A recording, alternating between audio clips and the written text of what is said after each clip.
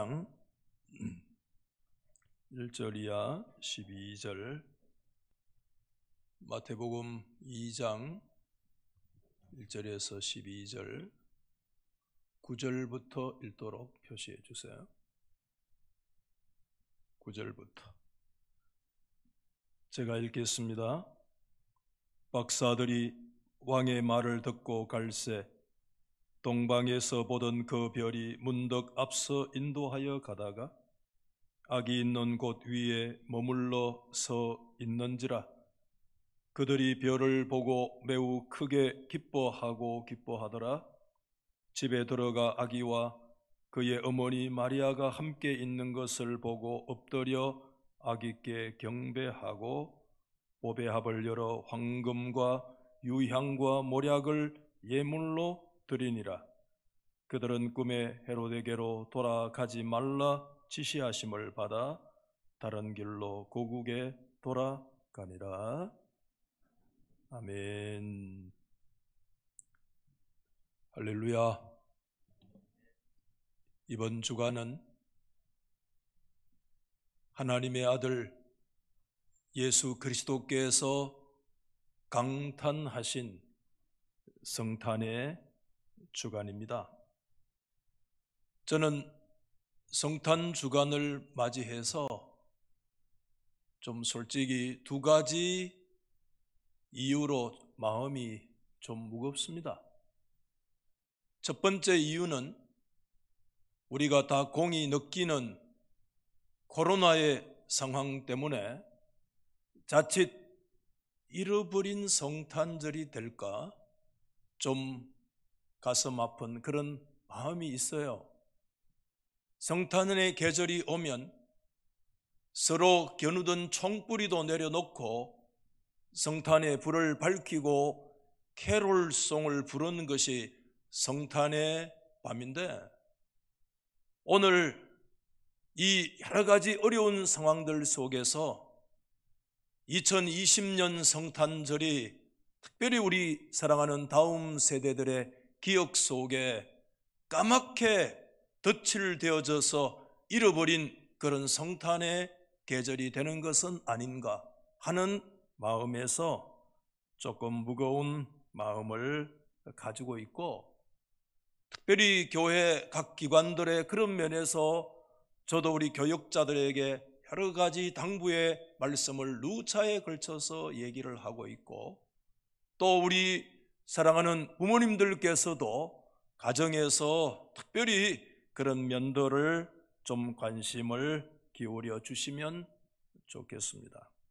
또 하나는 정말 개인적으로 지난 주간에 노회 안에서 저를 좀 따르는 한 목사님의 조용한 죽음이었습니다.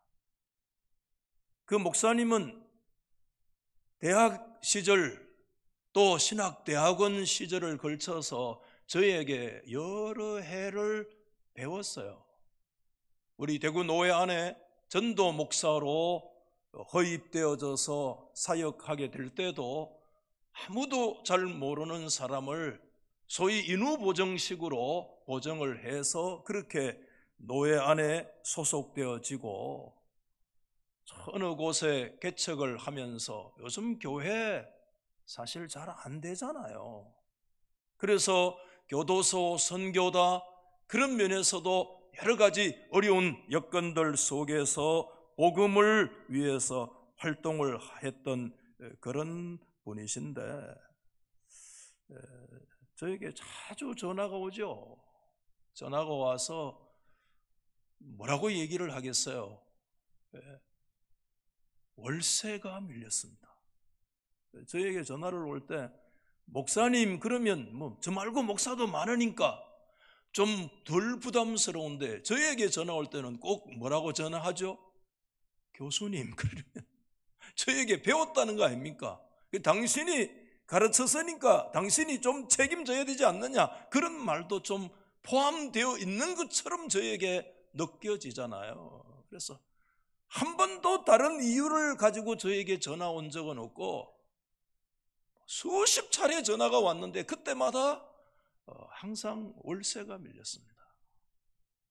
교수님 말고 제가 노회안에 전화할 때가 어디에 있겠습니까? 하는 그런 전화를 십수년 동안 얼마나 제가 자주 전화를 받았겠어요. 그래서 심지어 1년에 2차례, 3차례 개인적으로 또 교회에서 할 수 있는 영역들, 또 성도들이 특별히 이 성탄의 특별 헌금을 위해서 해주었던 그런 데를 위해서 이렇게 사용을 하고 그렇게 했던 게 사실이거든요.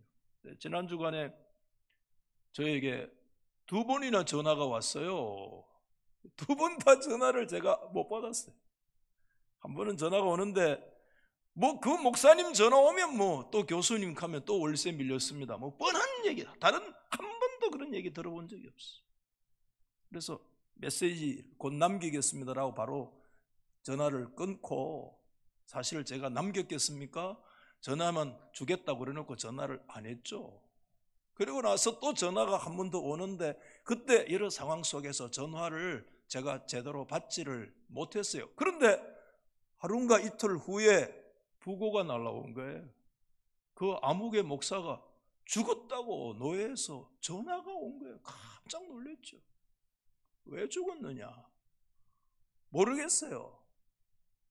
혼자 새벽에 아무도 없는 교회 강당 안에 엎드려 가지고 기도하다가 죽었어요. 심장마비로 죽었는 것 같아요. 그러니 누가 그 목사를 또 돌보겠어요?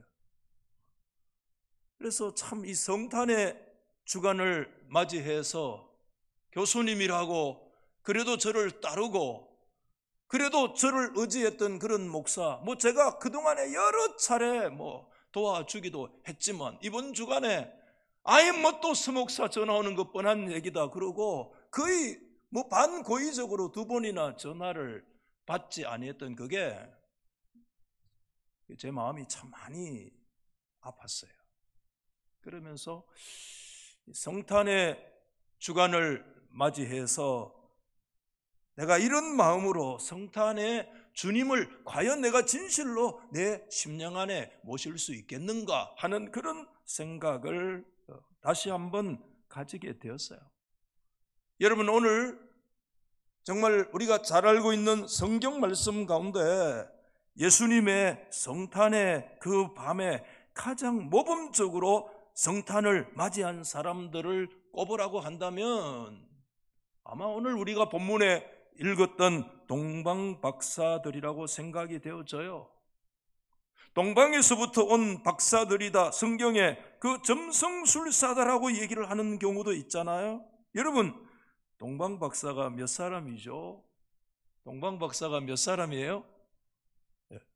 우리 이전 찬송가에 동방박사 몇 사람요? 3사람 귀한 예물 가지고 산을 넘고 물을 건너 별 따라왔도다. 오 단일 밤에 밝은 별, 우리 그런 노래 불렀잖아요. 여러분 요즘 찬송을 가만히 살펴보면 3사람이라는 단어가 우리 찬송가에도 사라졌어요. 여러분, 성경에 3사람이라는 기록은 사실은 없고 동방으로부터 박사들이다라고 그렇게 복수로 표현되어지고 있을 따름이잖아요. 그런데 교회 전성에서 동방박사가 3사람으로 전해지는 이유는 우리가 얼마든지 추측할 수 있는 것은 그들이 예수님께 드린 예물이 황금과 유향과 몰약이라고 하는 3가지라고 하는 데서 있지 않았나 하는 거 생각이 되어지고, 교회 교부들인 어거스틴이나 크리소스톰 같은 박사들은 이 박사들의 숫자를 12명으로 그렇게 추측을 하고 있기도 하지만은, 그러나 역시 그분들의 추측일 따름이죠. 그래서 우리 새로운 찬송가 116장에는 3사람이라는 말을 빼고 동방에서 박사들 귀한 예, 가사가 이제 수정되고 바뀌는 그런 일들도 일어나게 되어졌는데, 여러분, 이 동방박사의 내용들은 오늘 저와 여러분들을 여러 가지 많은 것들을 우리가 상상력을 자극하기도 하고 그렇게 하는 그런 스토리잖아요. 특별히 이 동서양의 이 작가들에 의해서 문학적인 상상력을 동원을 해서 이 동방박사를 주제로 하는 많은 그런 이 스토리들이 우리 가운데 전해져 오고 있거든요. 여러분도 아마 들어보셨을 거예요. 그 가운데 가장 좀 의미 있고 재미있는 그런 유명한 설교자이자 찬송 작시자인 프리스톤 대학의 문학 교수였던 헨리 반 다이크라고 하는 교수의 그 창작 작품 가운데 네 번째 박사 이야기라고 하는 그 이야기를 여러분 아마 들어보셨을 거예요. 헨리 반 다이크의 창작 스토리에 의하면 그때 예수님의 탄생을 축하하기 위해서 갔던 박사들이 4명이 있대요. 그 네 번째 박사의 이름을 헨리 반 다이크가 지었는데 알타반이라고 하는 사람의 이름을 지었어요. 그들은 천문학을 연구하다가 문득 광명한 별 하나를 보고 메시아의 탄생함을 깨닫고 그분께 경배하러 가기로 했어요.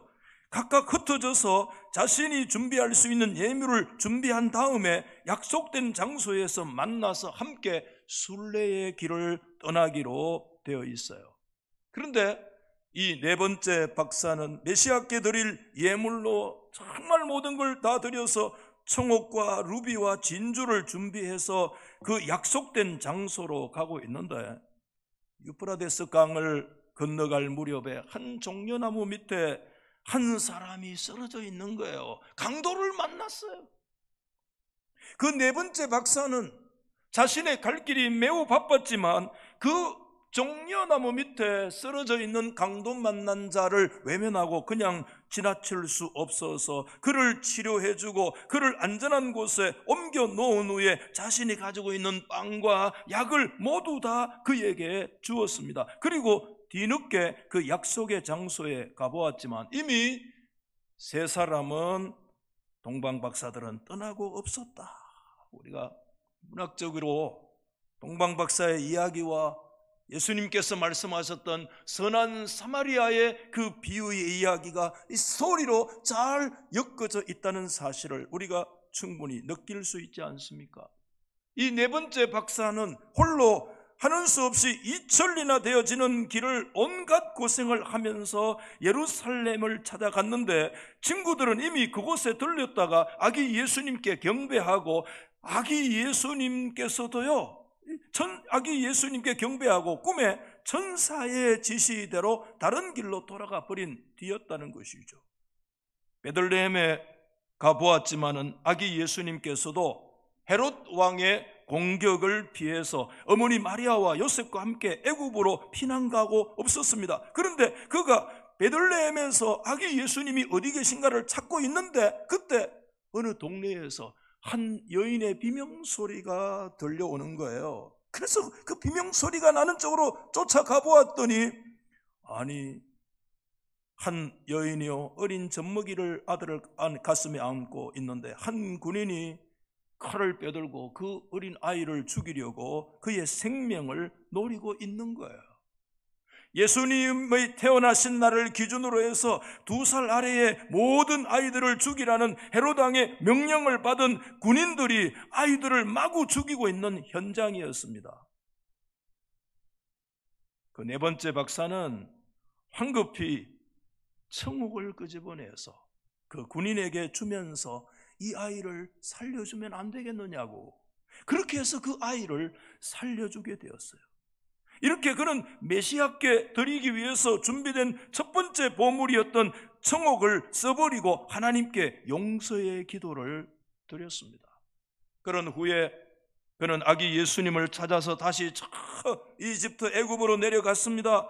애굽에서 예수님을 찾는 동안에 수많은 가난한 사람들, 수많은 노예들을 만나서 그들을 돕지 아니하고는 그냥 지나갈 수 없었기 때문에 그가 준비했던 두 번째 예물인 루비를 팔게 되어졌어요.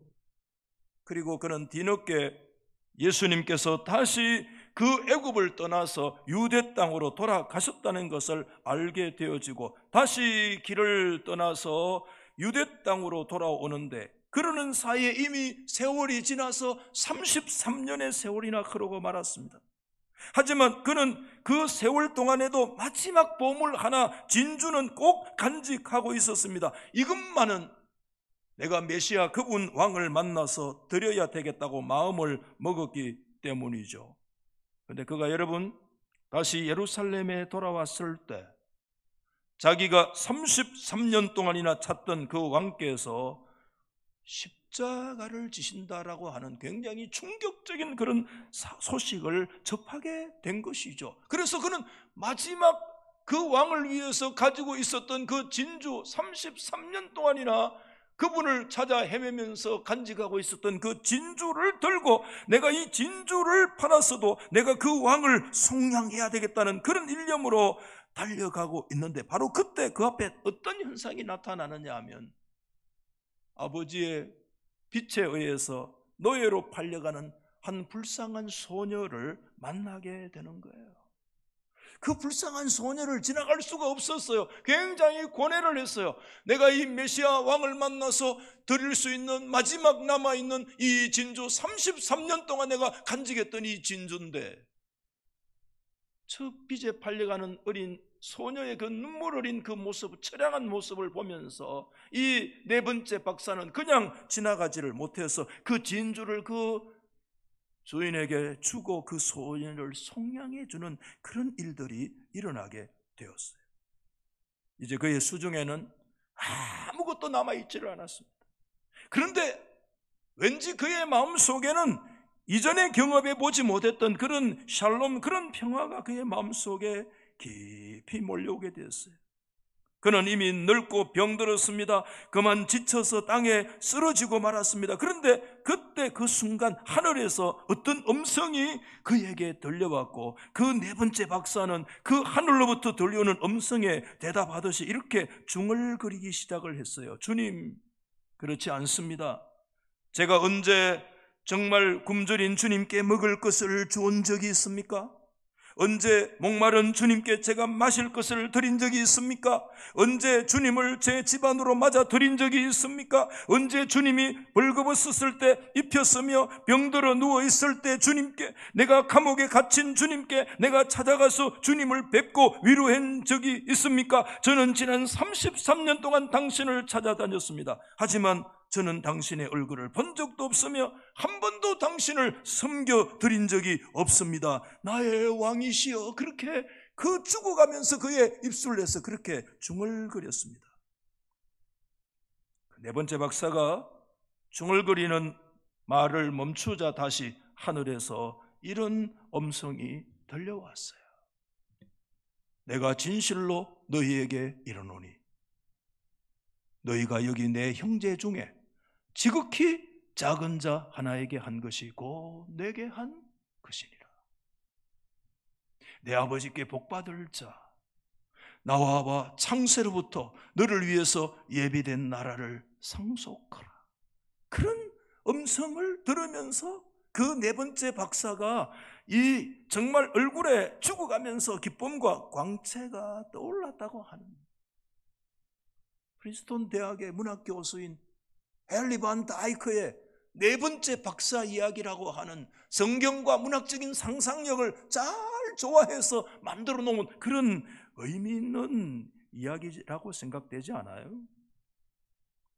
그 네 번째 박사는 이 세상에서 여러분 비록 얼굴로는 예수님을 직접 만나지를 못했습니다. 하지만 우리는 알고 있습니다. 그야말로 진정으로 주님을 만난 사람이었다는 것. 그는 주님께 드릴 청옥과 루비와 진주를 그의 삶 속에서 만났던 가난한 이웃들에게 내어줌으로써 마침내 진정으로 주님을 만나게 되었다는 사실을 말씀해 주고 있잖아요. 이것이 헨리 반 다이크가 그 네 번째 박사 이야기를 통해서 말씀하고자 하는 핵심이고, 사실 그 핵심은 저와 여러분이 믿고 있는 성경의 메시지에 주님께서 주셨던 말씀의 핵심이지 않습니까? 너희가 여기 내 형제 중에 지극히 작은 자 하나에게 한 것이 곧 내게 한 것이니라. 여러분 믿습니까?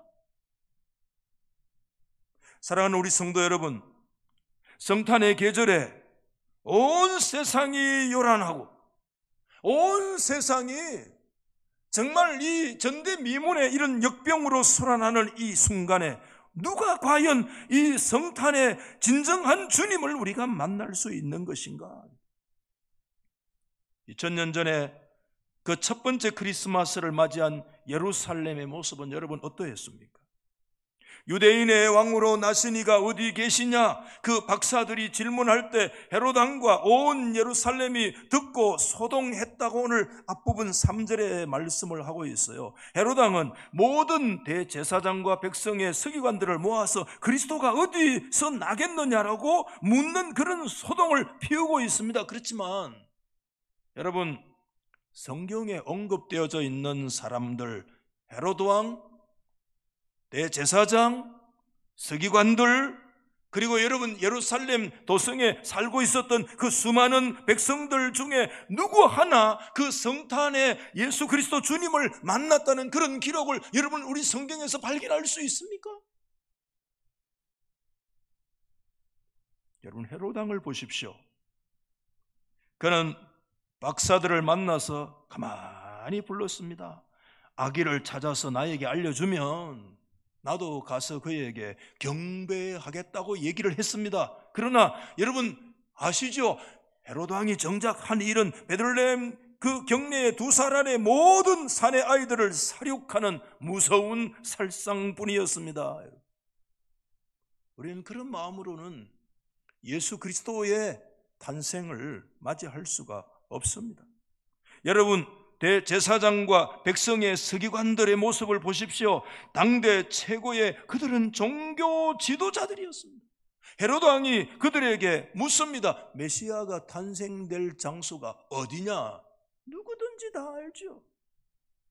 그게 여러분 미가서 5장 2절 말씀 아니에요? 구약 성경 말씀에 베들레헴 에보라다야, 너는 유다 족속 중에 작을지라도 이스라엘을 다스릴 자가 내게서 내게로 나올 것이라. 그의 근본은 상고의 영원에 있느니라. 베들레헴 에브라다가 예수 그리스도 메시아의 탄생지라고 하는 사실은 그 모든 종교 지도자들이면 누구든지 바로 얘기할 수 있는 정확한 성경의 지식을 가지고 있는 그런 사람들이었습니다. 성경 박사였습니다. 그들은 메시아가 베들레헴에 탄생한다는 사실을 문자적으로 정확하게 각 지식을 가지고 있었습니다.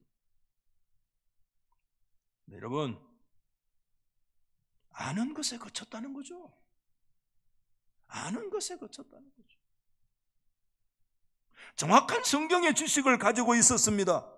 정확한 교리적인 체계를 가지고 있었을 겁니다. 그러나 그들은 베들레헴까지 찾아갈 발이 없었습니다. 아기 예수께 내어놓을 수 있는 손이 그들 가운데는 없습니다. 손도 없고 발도 없고 머리만 있는 이 단순한 지식, 이것이 타락한 종교의 비극이라는 사실을 오늘 이 예수님의 성탄의 아침에 성경은 우리 가운데 고발해주고 있는 거예요.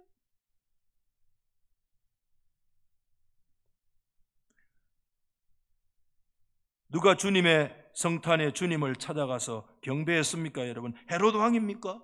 서기관과 대제사장들입니까? 아니면 소동했던 예루살렘에 그렇게 많았던 주민들이었습니까? 아니에요.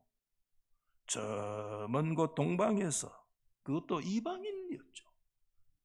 별을 보고 찾아왔던 그 몇 명의 박사들 뿐이었습니다. 그들은 주님께서 탄생한 말구유 안으로 들어갔습니다. 그곳에서 왕으로 오신 그분을 만나 뵙고 경배하고 그분께 예물을 드렸다고 오늘 성경에 우리 가운데 말씀해 주고 있습니다.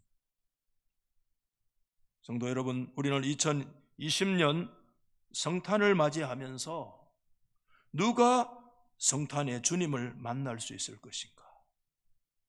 저는 오늘 이 말씀을 중심으로 한 2가지를 저 스스로 다시 한번 하나님 앞에 그렇게 정리를 해보았습니다. 첫 번째는 뭐냐면 다른 게 없어요. 주님을 경배할 수 있는 마음이 준비된 사람이어야 가능합니다. 주님을 만날 수 있는 그 경배의 마음이, 여러분 오늘 2절 말씀에 보면 우리가 동방에서 그의 별을 보고 그에게 경배하러 왔노라. 경배라고 하는 것은 이 프로스쿠네오라는 단어인데 이 예배라는 단어와 같아요. 문자적인 뜻은 다른 데 있는 게 아니에요. 허리를 숙인다는 거예요. 몸을 굽힌다는 거예요. 여러분, 우리 자신의 마음을 살아계신 하나님 그분을 향해서 낮추지 않으면, 하나님을 향해서 우리가 겸비하지 않으면 우리가 성탄의 주님을 결코 우리는 만날 수 없겠구나. 성탄절 예배를 여러분이 아무리 참석한다고 할지라도 오늘 저와 여러분의 심령 속에 우리의 마음이 낮아지지 않으면, 살아계신 하나님 앞에 우리 자신을 겸비하지 않으면 우리는 어떤 순간에서도 어떤 화려한 성탄의 예전에 참여했다고 할지라도, 성탄 예배에 참석했던 도장을 100개를 찍었다고 할지라도 우리의 심령이 겸비하지 않으면 우리는 살아계신 하나님 그분을 만날 수 있는 길이 우리 가운데 없다는 거예요.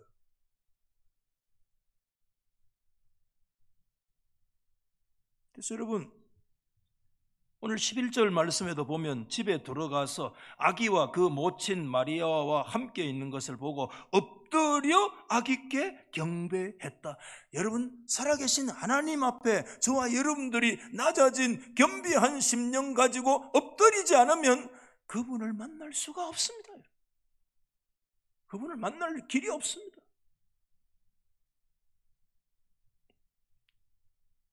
우리가 요즘 새벽에 계속 우리가 묵상했던 성경이 역대하라고 하는 성경을 쭉 오늘 새벽에 36장 말씀을 마지막 끝으로 읽었는데, 역대하 성경 말씀을 쭉 보면서 그 유대의 왕들을 평가하는 세 가지 기준이 있어요. 그 중에 하나가 뭐냐 하면, 첫째는 성전 향한 태도가 어떠하냐에 따라서 선한 왕, 악한 왕이 구분돼요. 두 번째는요, 하나님 앞에 얼마나 겸비한 왕이냐. 하나님 그걸 굉장히 소중하게 여기셨어요. 하나님은 겸비한 왕을 소중히 여기세요. 그리고 하나님이 세 번째, 기도하는 왕. 심지어 여러분, 나라를 완전히 말아먹었던 55년 동안 악한 길을 걸어갔던 므낫세, 유다를 완전히 말아먹었습니다. 하나님이 심판받아서 어디까지 끌려가서 바벨론까지 끌려갔어요. 그런데 그 악한 왕 므낫세도 그 바벨론에서 하나님께 회개하고 기도했더니 하나님이 바벨론에 끌려가서 포로 있는 그 므낫세 왕을, 그의 기도를 들으시고 다시 예루살렘에서 그 왕위에 복위시킬 정도로 하나님은 누구를, 왕들의 왕, 기도하는 왕의 그 왕을 기억하신다. 하나님은 겸비한 왕을 하나님이 귀하게 여기세요. 하나님 앞에 우리 스스로가 낮아지지 않으면, 우리가 조금이라도 높아진 것들 하나님께서 낮추어 주지 않으면 우리는 이 아무리 성탄의 계절에 우리가 성탄의 주님을 우리가 결코 만날 수가 없습니다. 여러분, 지난 주간에 저희 며느리가 집에서 읽고 이렇게 둔 책이 징비록이라고 아시죠? 서해 유성룡이 임진왜란 7년 동안에 그 중심에 있으면서 그 전쟁을 마치고 그 모든 것들을 반성하면서 기록했던 책이 징비록이잖아요. 판본이 새고고 해서 그 책이 집에 돌아다니기, 제가 월요일 날은 코로나 때문에 꼼짝하지 않고 그냥 집에 저도 하루 종일 있어 그 책 한 권 그냥 쭉 읽었는데, 그 책을 읽으면서 여러 가지 많은 거 배우고 깨달음이 있겠지만은 제 마음에 한 가지 생각나는 게 있어요. 그게 뭐냐 하면, 사람이라는 게요, 그 수많은 장수들, 수많은 전쟁들에 대한 언급이 있고 사람들을, 서해 유성룡이가 한 분 한 분을 평가를 하는데, 이상합니다. 사람은 어쩔 수 없어요. 한 번 전투에서 승리하잖아요. 그러면 반드시 뭐가 찾아오는가 하면 자만이 찾아옵니다. 그 다음 전투에 반드시 실패해요. 반드시 함정이 빠져요. 우리가 지금 평가해 보면 아니 어떻게 이렇게 어리석을 수 있냐고 할 정도이지만 그게 우리들의 모습입니다. 조금 어떤 게 좋아지고요, 조금 내가 형편이 좋아지고요, 내가 조금 여유 있어지고요, 조금 사람들이 알아주고요, 조금 내가 관심의 대상이 되어지면 반드시 우리 가운데 찾아오는 게, 그게 뭐냐면 교만과 자만이 우리 속에 찾아 들어와서 그 자만의 덫에 우리 인생이 걸리도록 되어 있다는 거예요. 이순신이 참 위대하더라고요. 이순신, 정말 이순신이 위대한 사람이에요, 여러분. 왜 위대하냐? 어떤 전투에 임해도, 어떻게 전쟁을 그렇게 많이 해도 교만하지 않아요. 절대 자만하지 않아요. 그 자만하지 않으니까 그 덫에 걸리지 않아요. 항상 평정심을 유지할 수가 있어요. 조금이라도 교만한 사람이 있으면 이순신이 불러가 목을 쳤어요. 여러분, 이순신이 얼마나 많은 사람의 목을 친 줄 압니까? 병사들을. 조금도 흔들리지 않으려고 한결같이 그 초심을, 평정심을 잃지 않아요. 다 껐었어요. 하나님 앞에 저와 여러분들이 어떤 형태로든지 조금 어떤 포지션에 있으면, 조금만 누가 알아주면 기고만장하고, 그 우리의 마음의 어떤 상태로서는 결코 우리는 살아계신 하나님을 온전히 우리는 모셔드리지를 못해요. 그래서 여러분, 오늘 이 성탄절에 계절을 우리가 맞이해서 하나님 앞에 진짜 우리가 해야 될 운동이 있다면, 내 안에 높아졌던 것들을 정말 이 하늘의 영광을 버리시고 우리 가운데 임하여 오신 분이 예수 그리스도 성탄절이신데, 예수 그리스도의 성탄절의 가장 본질은 겸손에서부터 나타나는 것이 그 성탄의 핵심인데, 오늘 우리가 진정한 겸손으로 낮아진 예수 그리스도, 그분을 우리가 진실로 만날 수 있는 길은 우리 자신의 높아져 있는 그런 것들을 하나님 앞에 서서 복종하는 그런 역사가 우리 속에 일어나지 아니하고는, 우리 그 어떤 누구도 낮은 자리에 임하여 오신 저 말구유에 계시는 예수 그리스도를 우리가 만날 수 있는 길들을 우리 가운데 없다라고.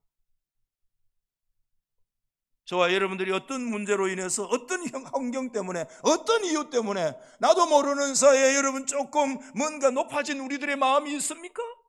하나님 앞에, 예수 그리스도의 이 성탄 앞에 하늘의 모든 영광을 버리시고 지극히 높으신 분이 가장 낮은 자리에 겸비함에 취하여 오셨던 예수 그리스도의 그 성탄의 정신으로, 그 복음의 정신으로 저와 여러분에게 높아진 그런 모든 것들을 낮추고 깨뜨려 부수는 그런 은혜가 일어날 수 있기를 주의 이름으로 축원합니다. 그리고 두 번째는 이웃의 문제죠. 이웃을 사랑할 수 있는 마음이 준비되어지지 않으면 우리는 결코 성탄의 주님을 만날 수 없다는 거예요, 사실. 여러분, 오늘 제가 말씀드렸던 네 번째 박사 이야기에, 또는 성경 가르침이 사실상 동일한 핵심을 얘기하고 있잖아요. 그 정리나무 밑에 죽어가는 강도를 만난 자를 통해서 예수님을 섬길 수 있다는 거죠. 가난한 자를 통해서, 지극히 작은 자를 통해서 우리가 주님을 섬길 수 있다는 사실을 성경이 우리 가운데 가르쳐주고 계시잖아요.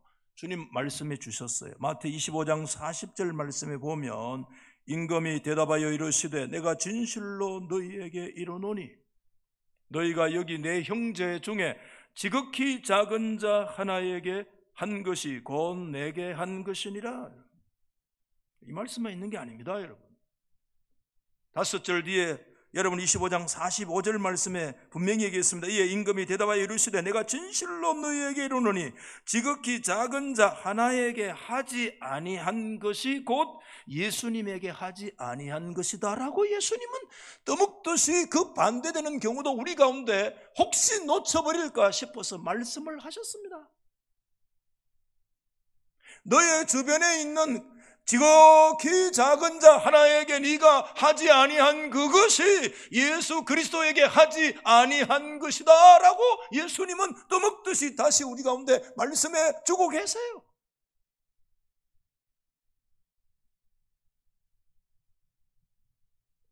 그래서 저는 우리가 예수님의 이 성탄의 계절에 내 안에 이 조금이라도 높아진 그런 마음들을 정말 그리스도의 그 십자가와 주님의 성탄의 정신으로 우리 속에 그거 뽑아내는 그런 내 안에 내적인 개혁과 그런 내 안에 영적인 개혁의 운동이 일어나야 될 뿐만 아니라, 누가 성탄의 주님을 만날 수 있는가?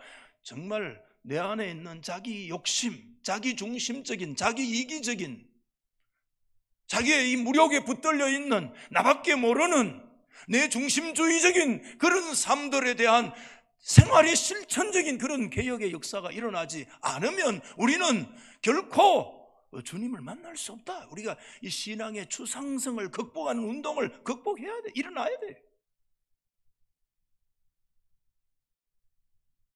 여러분 잘 아시죠? 야고보서 2장에 4절 이하 7절 말씀에 보면, 여러분 같이 한번 읽어보십시다. 시작. 내 형제들아, 만일 사람이 믿음이 있노라 하고 행함이 없으면 무슨 유익이 있으리요? 그 믿음이 능히 자기를 구원하겠느냐? 만일 형제나 자매가 헐벗고 일용할 양식이 없는데 너희 중에 누구든지 그에게 이르되 뭐죠? 평안히 가라. 그 다음에 보여주세요.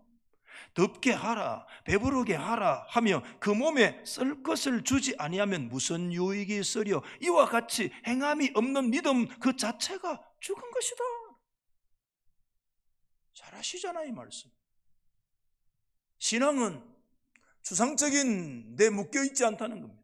신앙은 단지 우리의 교리에 묶여있지 않다는 겁니다. 신앙은 우리들의 어떤 관념에 묶여있지 않는다는 것입니다. 신앙은 실천성에 있다는 것입니다.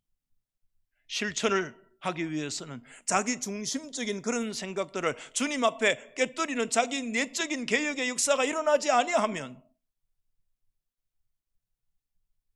오늘 이 말씀이 바로 우리들의 모습이에요. 이게 신앙의 추상성이에요. 덥게 하라, 배부르게 하라, 평안하게 하라. 쌀 없으면 라면이라도 끓여 먹으면 안 되냐? 없는 것들은 씨가 있다. 왜 돈 못 버느냐? 나가면 돈 쎘는데.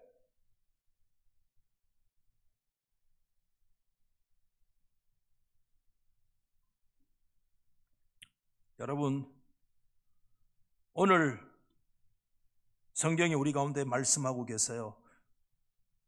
정말 자기 중심적인 그런 것들을 하나님 앞에서 쳐서 복종하는 그런 삶의 자리가 있을 때, 이웃을 좀 생각하고 기억할 수 있는 그런 자리가 있을 때 그곳에 주님을 만날 수 있다는 사실을 우리 가운데 가르쳐주고 계세요. 그래서 해마다 연말이 되어지면 라면 한 상자라도 우리가 보냅시다. 무슨 단지 성탄에 무슨 이벤트고 성탄에 그게 하나의 행사겠습니까? 아니에요. 절대 그렇지 않아요. 우리가 1년 동안 덥게 하라, 배부르게 하라, 평안하게 하라, 우리 그러다가 우리 끝날 수 있기 때문에 이런 기회를 통해서 정말 우리가 하나라도, 우리 성도들이 많이 협력하고 계세요. 700상자를 한 500상자쯤 들어왔어요. 미국의 남준호 우리 남규진 장로님 아들도 이 소식을 듣고 이 방송을 미국에서 들었어요. 그래서 그곳에서도 보내주고, 저 부산에 떠나 있는 분들도 보내주고, 이 세계적으로 보내주고 있어요. 저 감사해요. 700도까지 올라가야 되는데 한 500도까지는 올라갔어요.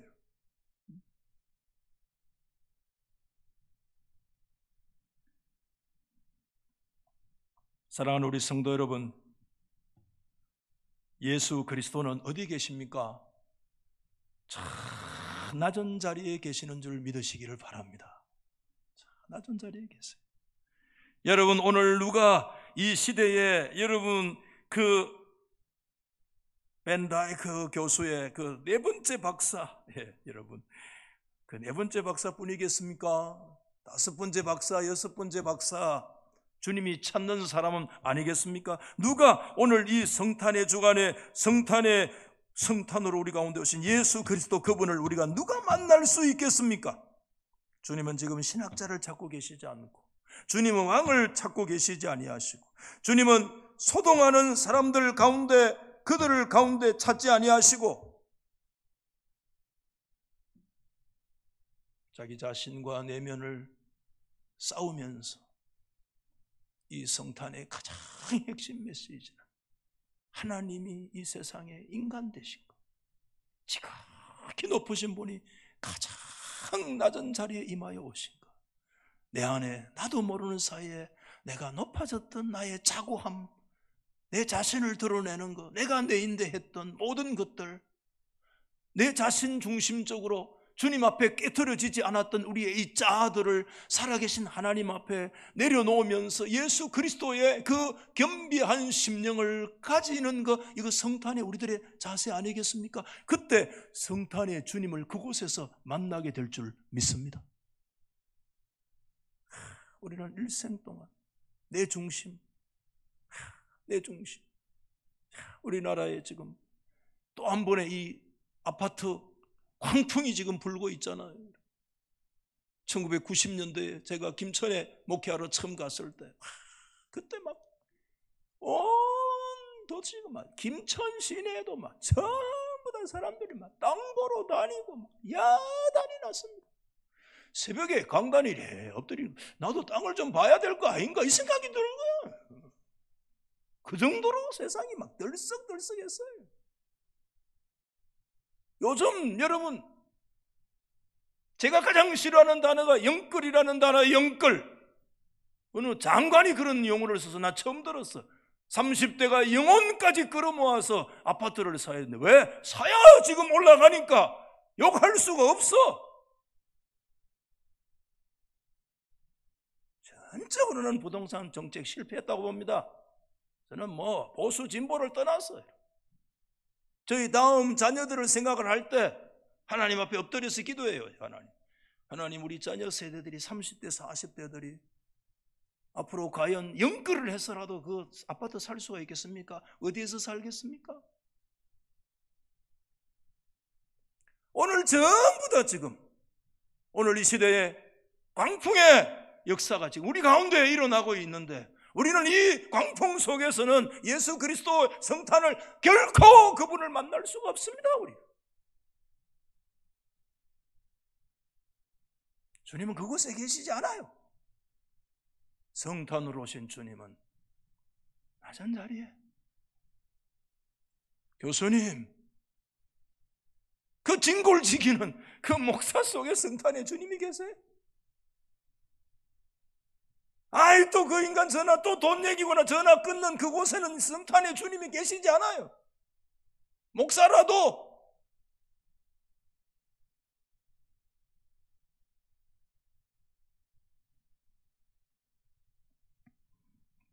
여러분, 이 한 주간 우리 성탄 그냥 이벤트, 메리 크리스마스, 사일렌트 앤 홀리 나잇, 이게 아니에요. 예수 그리스도 그 가장 낮은 자리에 처하신 우리를 쳐서 복종하고 그분에게로 깊이 내려가서 그분에게 무릎 꿇고 그분을 경배하는 그곳에서 주님을 만나는 역사가 있기를 원합니다.